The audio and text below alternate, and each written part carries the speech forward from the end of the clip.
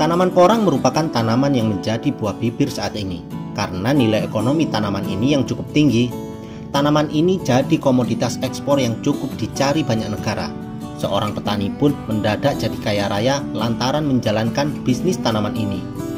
Buat kita yang penasaran, tanaman porang ini juga termasuk umbi-umbian yang tumbuh subur di Indonesia. Hal ini pun membuka peluang kita untuk membudidayakannya. Namun sebelum kita memulai membudidayakan tanaman ini, perlu kita tahu semua hal tentang tanaman porang ini.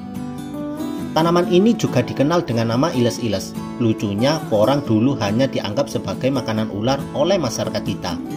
Karena tanaman ini juga banyak tumbuh liar di pekarangan rumah.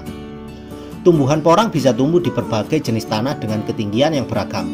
Akarnya bisa beradaptasi dengan baik di tanah dengan ketinggian mulai dari 0 sampai dengan 700 mdpl. Pembudidayaan porang juga bisa dilakukan di lahan hutan dekat dengan tanaman lainnya. Tanaman porang juga relatif bisa tumbuh di tanah yang cukup kering. Umbinya atau bibit porang juga bisa didapatkan dengan mudah, sementara tanamnya hanya memerlukan perawatan yang cukup minim. Kelebihan lainnya, porang bisa ditanam dengan tumpang sari, karena bisa toleran dengan naungan hingga 60%. Bibit porang bisa digunakan dari potongan umbi batang maupun umbi yang telah memiliki titik tumbuh atau biasa juga disebut dengan umbi katak yang ditanam secara langsung. Kendati begitu, tanaman ini baru bisa menghasilkan umbi yang baik pada usia di atas 1 tahun, sehingga masa panen tanaman ini cukup lama. Umbi-umbian ini sudah diekspor ke berbagai negara seperti Jepang, Cina, Vietnam, Australia, dan beberapa negara tetangga lainnya. Nilai ekspornya pun cukup fantastis, hingga mencapai lebih dari 11 miliar pada tahun 2018 silam. Beberapa bagian tanaman porang ternyata bisa dikonsumsi.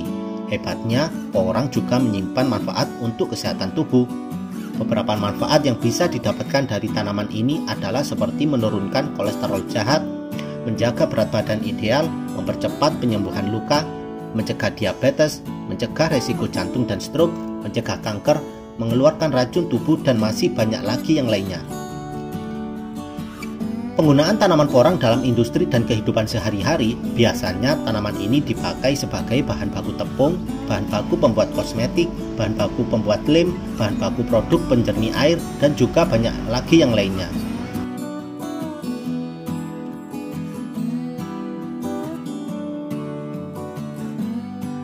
Karena alasan ini juga banyak negara dengan industri yang besar mengimpor porang dari Indonesia seperti Jepang, Cina, dan Australia, serta negara tetangga lain merupakan tujuan utama penjualan porang asal Indonesia yang terkenal dengan kualitas yang sangat baik.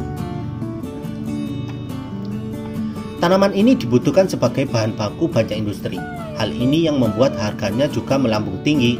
Untuk tanaman porang basah atau yang baru dipanen, harganya bisa mencapai 2.500 per kilonya. Harganya bisa menjadi lebih mahal bila sudah menjadi porang kering.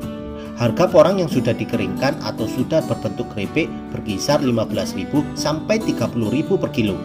Harganya bisa melonjak menjadi 100.000 per kilo setelah diolah lebih lanjut seperti diolah menjadi tepung glukomanan. Dalam 1 hektar, petani porang bisa menghasilkan kurang lebih 24 ton porang. Tentu saja, hal ini bisa membuat Indonesia menjadi penghasil porang terbesar di dunia. Dengan begitu, ekspor porang dari Indonesia pun akan semakin besar dan luas hingga ke seluruh dunia.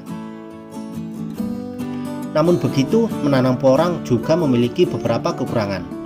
Porang termasuk komoditas yang terbilang baru naik pamor, sehingga pengolahannya dan pemasarannya masih terbatas di beberapa sentra daerah. Agar mendapat harga jual yang baik, petani disarankan terlebih dahulu mencari pasar sebelum melakukan penanaman tanaman porang ini.